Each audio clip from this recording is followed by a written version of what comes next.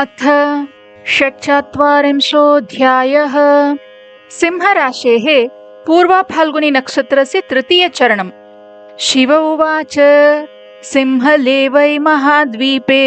तत्र सिंहपुरे शिवे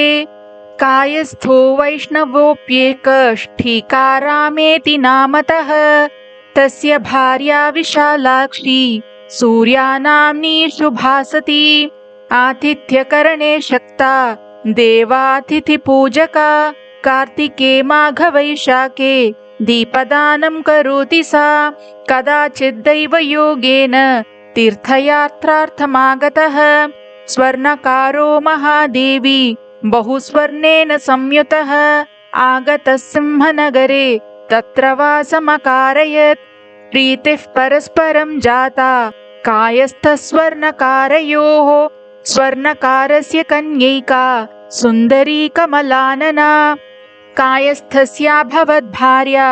दैवयोगा तदा शिवे स्वर्णकारस्य यत्सर्वं स्थितं स्तेन हृतं धनं द्रव्यक्षयमथो ज्ञात्वा स्वर्णकारो मृतः पुरा पुत्रदारादिकं त्यक्त्वा कायस्थश्च तदा शिवे तया सार्धं रमत्येको नित्यं नित्यं वरानने एवं बहुगते काले कायस्थोऽपि मृतः प्रिये कुम्भीपाके भवद्वासो वर्षलक्षत्रयं तथा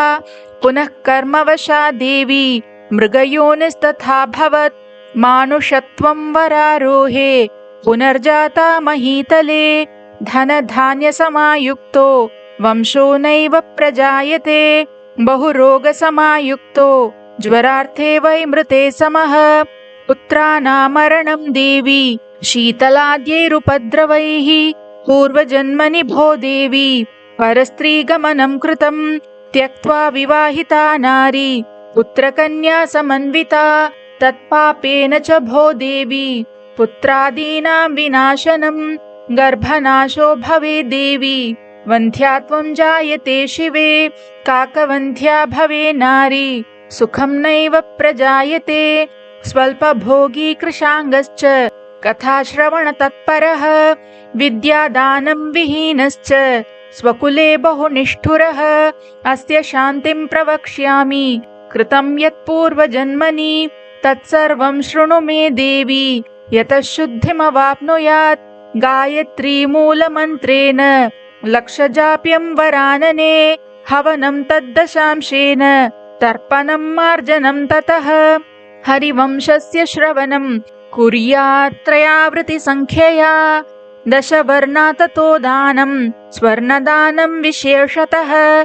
निष्कत्रयं प्रदातव्या च ततः पापक्षयो भवेत् भोजयेत् ब्राह्मणान् षष्टिं तथा दद्या च दक्षिणाम् एवं कृते विधानेन